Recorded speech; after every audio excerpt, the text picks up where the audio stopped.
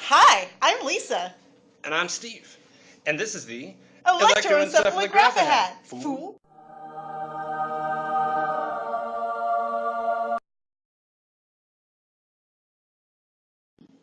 The brain is split up into 4 different lobes. Each lobe is believed to perform a specific function.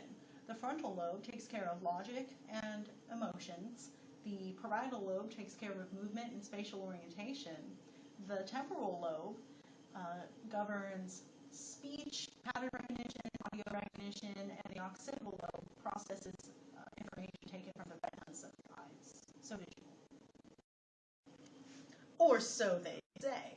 We've decided to test this claim using the knowledge that when a group of neurons fire in the brain, charges are built up on the outside of the scalp. These charges can then be measured using the appropriate circuit.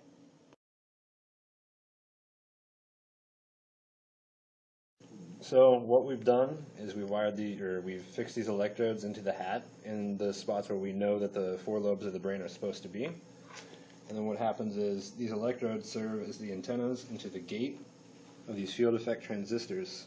And so what happens is when charge builds up on the electrodes, the amount of current coming through the field effect transistors is going to change. And the changing current through the field effect transistors is going to cause the voltage drop across these resistors right here, which are wired in series across the drain, to change. And what we do is we monitor the voltage drop across the resistor with the Arduino. Here's a schematic of the whole circuit, where this wire goes to the electrodes in the hat, which then build up charge based on brain activity. The changing charge causes the field effect transistor to allow more charge carriers to flow, resulting in the voltage drop across this resistor to change. This wire then monitors the voltage drop across the resistor. The voltage drop across the resistor is then read by the Arduino, which stores it onto the SD card for later retrieval. So in actually carrying out our experiments, we found that there was a lot of just background static charge that would always saturate our field effect transistors.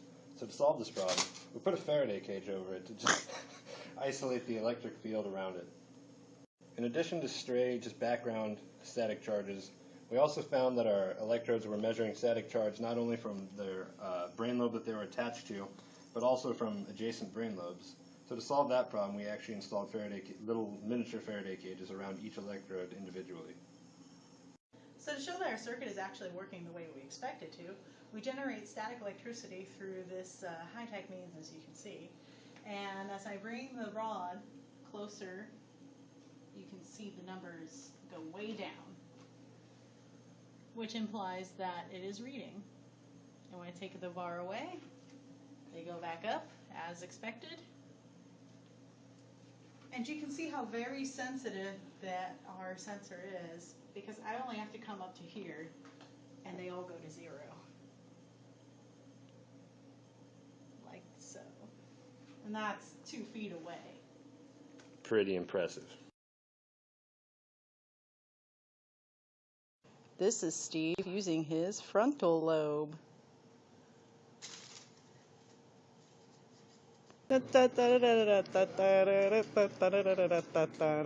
This is Steve using his parietal lobe. Shh. Do it.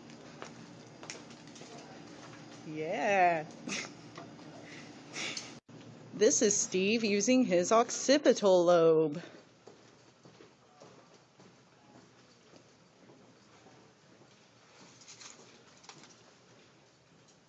This is Steve using his temporal lobe.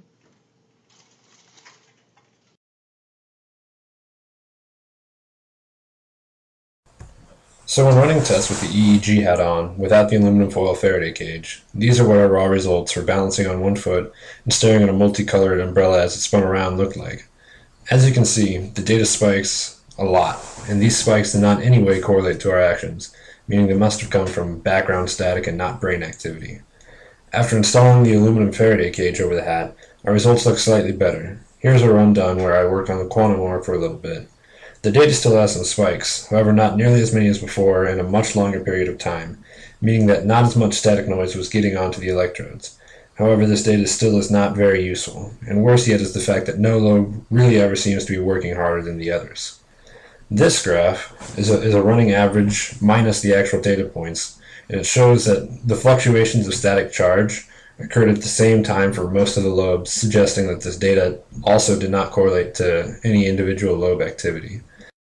It was only after putting Faraday cages around each individual electrode, and then performing an activity that was most likely to only stimulate one lobe, that we were actually able to get a result that suggests that specific lobes of the brain do respond to specific activities. With the hat on and Faraday cages in place, Lisa listened to music in a quiet setting with her eyes closed. This means that the only lobe of the brain that should have anything to process should have been her temporal lobe, responsible for pattern recognition and audio processing, both present in music. Sure enough, after several minutes, the reading from the temporal lobe begins to drop as we expect, while the others remain fairly constant. Not only that, but you can see from this graph of running averages minus actual data points, that the data we were getting was fairly stable, meaning there were not huge fluctuations from outside sources interfering with our results. The only lobe showing spikes is the temporal lobe when we began to get our readings, meaning that the charge in the lobe was actually doing something with respect to the others all by itself. So, after wearing the hat for many hours and grinding through the pain of electrodes daggering our scalps, we finally were able to isolate a single brain lobe's activity, thus suggesting that specific tasks are actually tied to certain lobes of the brain.